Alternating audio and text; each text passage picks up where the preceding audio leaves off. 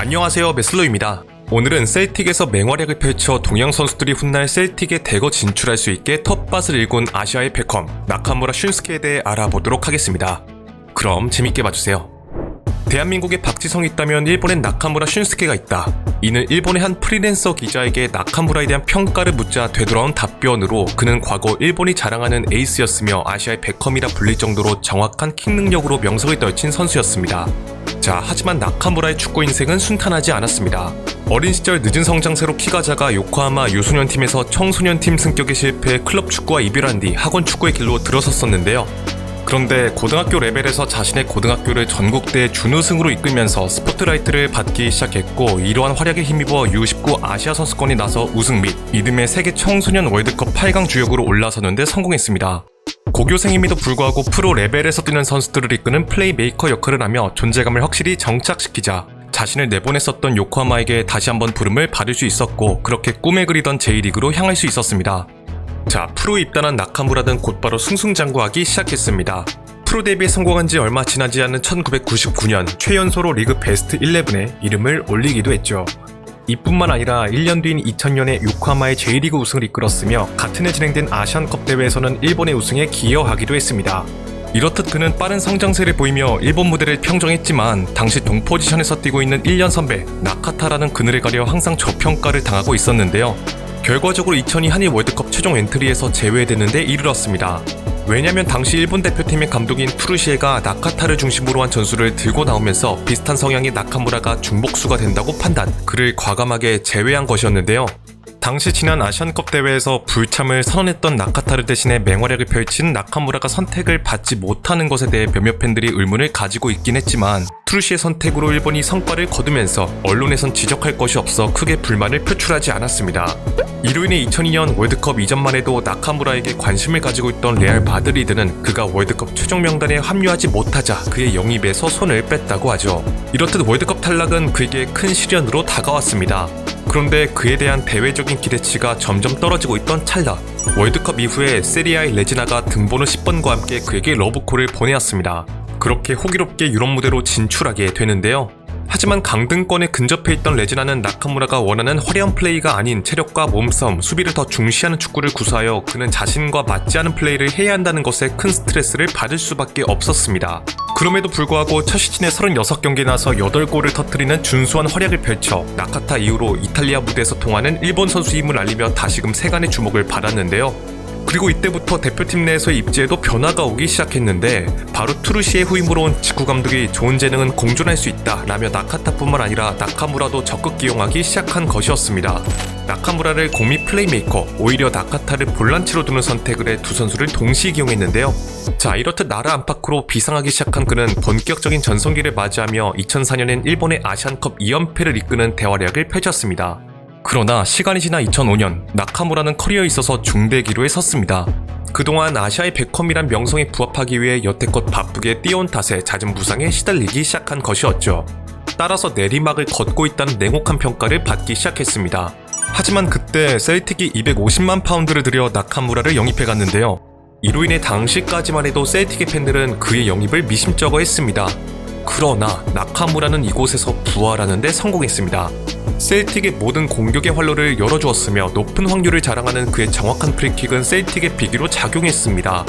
결과적으로 05-06 시즌 리그 33경기 6골 8도움이라는 맹활약으로 라이벌 레인저스에게 뺏겼던 리그 우승 타이틀을 재탈환해오는데 성공하게 되죠.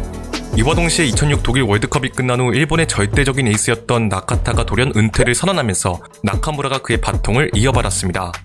그러나 나카타가 뿜어내던 포스에 비해선 부족하다는 냉정한 평가를 받았는데요. 자, 그리고 나카무라는 본격적인 전성기의 나이에 접어들며 더욱 발전된 실력을 보였습니다. 06-07 시즌 챔피언스리그 무대에선 맨유를 상대로 1, 2차전 모두 프리킥 득점을 성공시키며 세계적인 주목은 물론 퍼거슨 감독으로부터 극찬을 받기도 했죠. 괜히 언론에서 셀틱의 상대팀들은 나카무라의 왼발을 조심해야 한다라고 호들갑을 떤 것이 아니었습니다. 놀라운 사실이 있다면 나카무라가 챔피언스리그 무대에서 득점을 기록한 첫 일본인 선수라는 것인데요. 그렇게 그는 챔피언스리그 무대에서 전체 2골 3도움을 기록하며 40년 만에 셀틱의 16강 진출을 이끌었고, 리그에서는 8골 6도움을 기록하는 활약으로 해당 시즌 리그 MVP에 선정되며 리그 최정상급 미드필더로 발돋움하는 데 성공했습니다. 거칠기로 유명한 스코틀랜드 리그에서 동양 선수가 이뤄낸 성과였기 때문에 이는 정말 엄청난 업적이었는데요. 또한 무려 발롱도르 후보에도 오르는 영광을 안기도 했습니다. 실제로 나카무라의 위상은 대단했는데 밀란의 감독이던 안첼로티가 셀틱과의 경기를 앞두고 그의 프리킥 실력에 극찬하며 그가 이탈리아에서 뛰던 시절부터 상당한 실력의 소유자임을 익히 알고 있었다 라고 말할 정도였습니다. 이뿐만 아니라 셀틱은 나카무라의 존재로 성적에 더해 재정적으로도 최고의 흥행을 거두고 있었는데요. 아시아 마케팅이 제대로 먹히며 지난 시즌 대비 100억 원이라는 추가적인 수익 상승을 거두면서 나카무라는 셀틱에게 없어선 안 될 존재로 발돋움했습니다. 이렇듯 이후에도 셀틱에서 꾸준히 맹활약을 펼치자 주가가 급등한 나카무라에게 세계적인 클럽들이 러브콜을 보내왔습니다.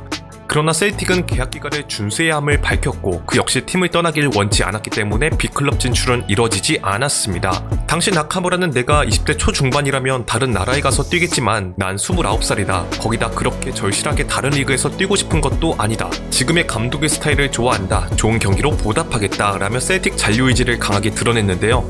다만 해외 무대에서 은퇴할 생각은 없으며 은퇴는 꼭 일본에서 하고 싶다는 의사를 밝혔습니다. 그런데 나카무라가 30대 초반에 접어들자 체력이 떨어지기 시작하며 급격한 노쇠화가 찾아왔습니다. 이와 동시에 향수병도 겹치면서 일본 무대 복귀설이 스물스물 나오기 시작했는데요. 따라서 2009년 셀틱과 자유계약으로 결별한 그는 고향팀 요코하마를 통한 일본 무대 복귀가 가장 유력시 되었으나 요코하마가 터무니없이 낮은 연봉을 제시하면서 곧장 협상을 중지한 뒤 바르셀로나를 연고로 하는 에스파뇰로 이적하며 자신이 그토록 원해왔던 라리가 진출에 성공했습니다. 당시 에스파뇰의 감독은 바로 포체티노로 나카무라는 주전으로 기용될 것으로 예상되었습니다. 하지만 평점 3점을 받을 정도의 부진한 모습을 보이자 다시 한번 일본 복귀설이 돌기 시작했는데요. 당시 그는 남아공 월드컵 출전을 위해 중용받을 수 있는 곳으로 가고자 했고 그렇게 불과 반년 만에 에스파뇰을 떠나 요코하마를 통해 일본 무대로 복귀하는 데 이르렀습니다. 훗날 나카무라는 이때를 회상하며 스페인 생활이 가장 어려웠다. 후배 선수들에게 추천하고 싶지 않다 라고 밝히기도 했는데요. 자신이 뛰었던 유럽 무대 중에서 스페인이 가장 수준이 높아 어려웠었다고 합니다. 자, 그렇게 일본 무대로 복귀한 나카무라는 유럽에서 뛴 클래스를 증명해 보이며 2013년 무려 35살의 나이에 J리그 MVP를 수상하는 쾌거를 이룩한 것은 물론 일본 올해의 선수에도 선정되는 영광을 안았습니다. 이로써 그는 J리그 역사상 처음으로 MVP를 2번이나 수상한 선수에 등극하게 되죠. 그리고 무려 2022년 만으로 44살까지 뛰다가 현역 은퇴를 선언했습니다. 나카무라가 셀틱에서 좋은 활약을 펼치며 동양 선수에 대한 강한 임팩트를 남긴 덕에 이후 아시아 선수들이 셀틱으로 많이 진출할 수 있었습니다. 2010년에는 중국의 정지와 한국의 기성용, 일본의 미즈노 코기까지 한중일 3국의 미드필더가 셀틱에서 함께 뛰기도 했었는데요. 혹시 여러분들은 나카무라 슌스케에 대해 어떤 인상을 가지고 계신가요? 댓글로 의견을 공유해주시면 정말 감사드리겠습니다. 자, 오늘의 영상은 여기까지입니다. 재밌게 보셨다면 좋아요와 구독을 부탁드리며 다음에는 더 재밌는 컨텐츠로 찾아뵙도록 하겠습니다. 감사합니다.